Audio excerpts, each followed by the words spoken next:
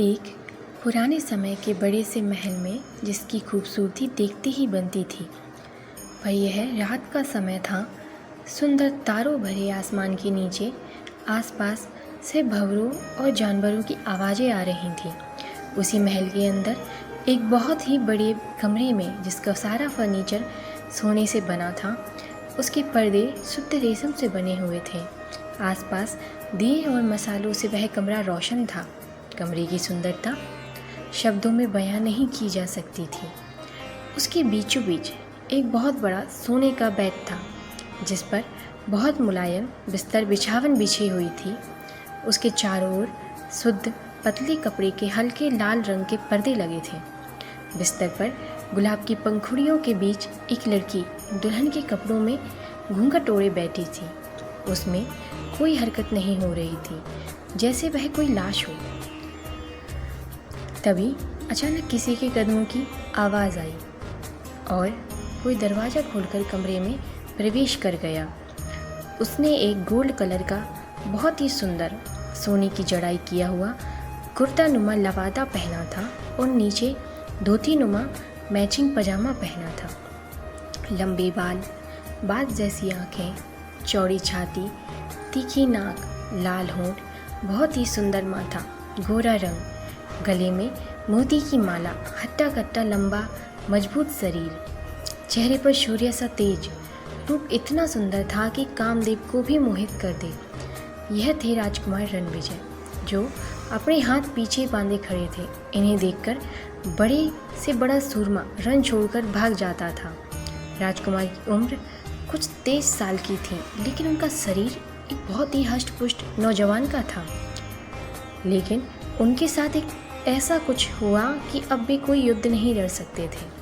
राजकुमार की उपस्थिति ही ऐसी थी कि कोई उनकी आंखों में देखने की भी हिम्मत नहीं कर सकता था।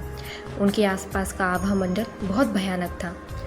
उनके पास से खूनी ऊर्जा महसूस हो रही थी, जैसे वह अपनी आंखों से ही किसी का खून करना चाहते हों। राजकुमार ने अपनी हल्की काली गहरी नज़रों से को उठाकर सामने बैठी लड़की को देखा, जिसने बहुत ही सुंदर लाल रंग का शादी का जोड़ा पहन रखा था और पूरी तरह से शादी के कपड़े और बहुत ही सुंदर गहनों से सजी हुई थी। राजकुमार रणविजय ने उसे ऊपर से नीचे तक स्कैन किया। काले घने लंबे बाल जिसमें सोने की एक्सेसरीज लगी हुई थी। उसका चेहरा घूंघट में छिपा था, लेकिन उसके हाथ किसी कोयले की तरह काले थे। दुबला पतला शरीर, पर उसके हाथों से ही उसके रूप का अंदाज़ा लगाया जा सकता था। राजकुमार ने अपनी ही बहुत ही गहरी आवाज़ में कहा, हमारे मना करने के बाद भी आपने हमसे विवाह कर लिया। राजकुमार की आवाज़ बहुत ही खतरनाक थी, लेकिन फिर भी सुनने वाला मंत्रमुग्ध हो जाए, इतना आकर्षण था उसकी आवाज़ में। लड़की बिल्कुल चुप बैठी थी, उसमें कोई हलचल नहीं हो रही थी।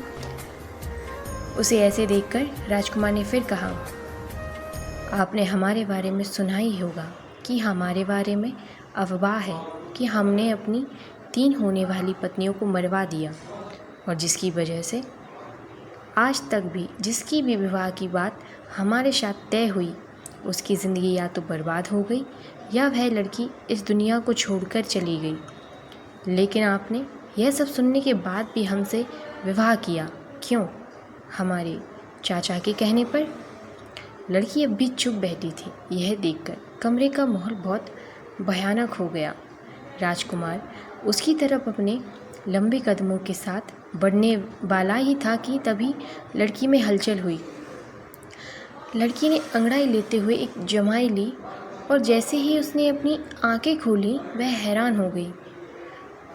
उसका ध्यान अभी सामने खड़े राजकुमार पर नहीं था। लड़की अपना चेहरा इधर उधर घुमाने लगी और बार बार अपनी आंखें मलने लगी। कुछ समय बाद जब कुछ भी नहीं बदला तो वह खुद से तेज आवाज़ में बोली, यशोधरा, हमें लगता है आपकी शरारतों की वजह से अब आप सपनों की दुनिया में भी खोने लगी हैं। लड़की ने अपना घूंघट हटाया और उठकर उधर उधर देखने लगी। उसने ज़ोर से खुद को चुटकी काटी और दर्द से उसकी एक चीख निकल गई। फिर वह खुद से ही बोली, लगता है मैं अभी भी राजनंदिनी के शरीर में हूँ। आज तो हम मरते मरते बचे, बोलकर वह और आगे बढ़ी थी कि किसी ने उसे कसकर पकड़ लिया और दीवार से सटा दिया। लड़की कुछ समझ नहीं पाई, वह राजकुमार को धक्का देने वाली थी, तभी उसकी नज़र राजकुमार के चेहरे पर चली गई और उसकी आंखों में एक चमक आ गई। किसी को नहीं पता था कि सुंदर लड़के गंधर्व राजकुमारी की कमज़ोरी थे, लेकिन किसी गलत तरह से नहीं, वह सिर्फ सुंदर लड़के देखने की शौकीन थी। लड़की उसे बस एक तक देखती रही। उसकी इस तरह की नज़रों को खुद पर महसूस कर राजकुमार की आंखें सिकुड़ गईं और उनमें एक खूनी इरादा उभर आया, जिसे देखकर बड़े से बड़ा धुरंधर डर जाए।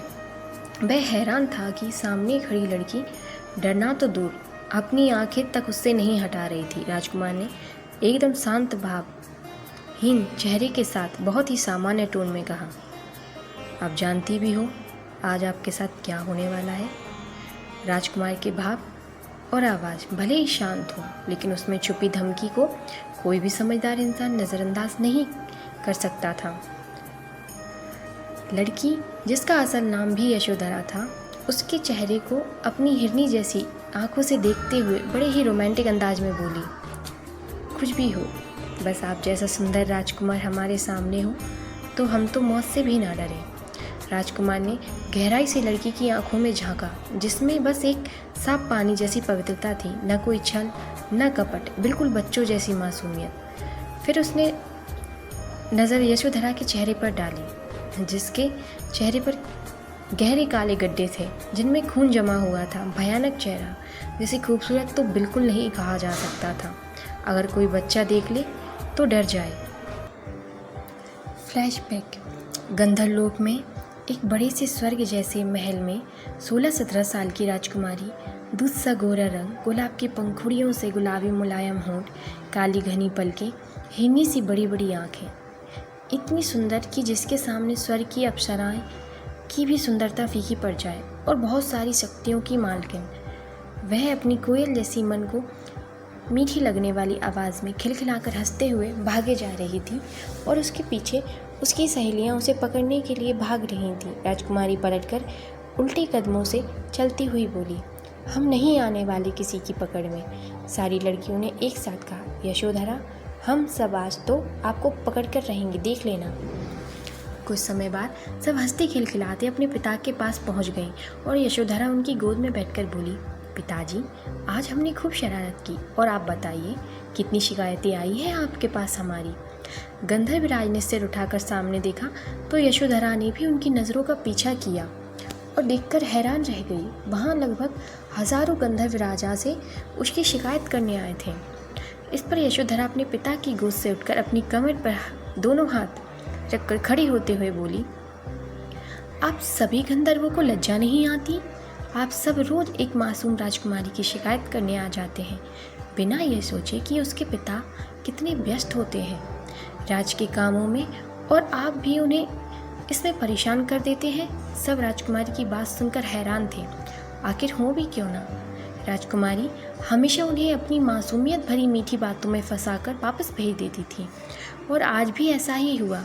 पर सब अपनी राजकुमारी से बहुत प्यार करते थे, कोई भी उसकी किसी शरारत का बुरा नहीं मानता था। और गंधर्व राज्य में जब एक बार खतरे के काले बादल छा गए थे, तब राजा की कई वर्षों की महादेव और माँ पार्वती की तपस्या के बाद उनके यहाँ यशोधरा का जन्म हुआ था, जिसके जन्म के बाद से ही पूरे राज्य में खुशहाली छा गई थी। हर तरफ से खुशियाँ ही खुशियाँ थीं। कोई भी कभी राजकुमारी के खिलाफ एक शब्द भी नहीं सुनता था। महादेव के आशीर्वाद से राजकुमारी के पास अन्य गंधर्वों से ज़्यादा शक्तियाँ थीं। ऊपर से उसका रूप इतना मनमोहक और मासूमियत से भरा था कि किसी का भी दिल पिघलाने के लिए उसकी एक मुस्कान ही काफ़ी थी। राजा हंसते हुए अपनी बेटी को अपने सीने से लगाते हुए बोले, बहुत शैतान होती जा रही हैं आप। इस पर राजकुमारी खिलखिलाकर हंसने लगी। तभी पीछे से उसकी माँ आई और उसे खाना खिलाते हुए बोली, राजकुमारी, आप अपनी शरारतें थोड़ा कम कर दें, हमारा दिल कुछ दिन से बहुत घबराता है, कहीं कोई अनहोनी ना हो जाए।